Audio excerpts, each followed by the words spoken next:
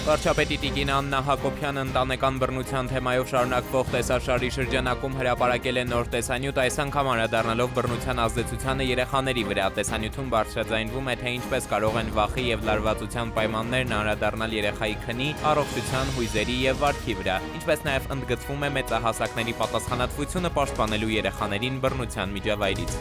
Օգոստոսի 19-ին Ճամբարակ Վահան ճանապարհին տեղի ունեցած վրաերթի դեպքի առթիվ նախաձեռնված քրեական վարույթի շրջանակում մեկ անձի նկատմամբ հարուցվել է հանրային քրեական հետապնդում իշխանազանցության կամ իշխանությունը չարաշահելու հոդվածով, հայտնել են քննչական կոմիտեից։ Իրավապահները քաղաքացուն ձերբակալել են դատարան ներկայացնելու համար։ Հիշեցնենք, որ հանրային քրեական հետապնդում էր հարուցվել նաև մեքենայի վարորդի նկատմամբ, ով կալանավորվել է։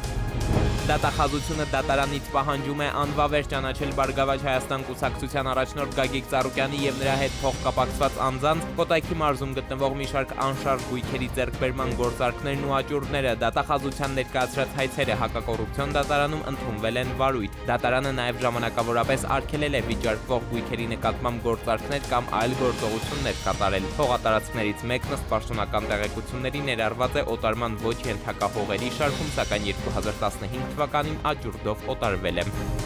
Ուսումնական տարվա մեկնարկին սեպտեմբերի 1-ից երկշաբաթյա ռեժիմով ոստիկանությունն անցնելու է ուժեղացված ծառայության։ Հանրակրթական դպրոցների եւ մյուս ուսումնական հաստատությունների հարակից տարածքներում ծառայություն է կազմակերպվելու համայնքային ոստիկանության, պարեկային ծառայության եւ ոստիկանության գվարդիայի ուժերով։ Այն իրականացվելու է ժամը 8-ից 9:30 ու շարունակվելու է ժամը 12-ից մինչև դասերի ավարտը։ Սեպտեմբերի 1-ից մինչև հոկտեմբերի 1-ը օրինապահ հետիոտ ընխորագրով միջոցառումներ նաեւ կիրականացվեն դպրոցահասակ երեխաների եւ նրանց ծնողների համար։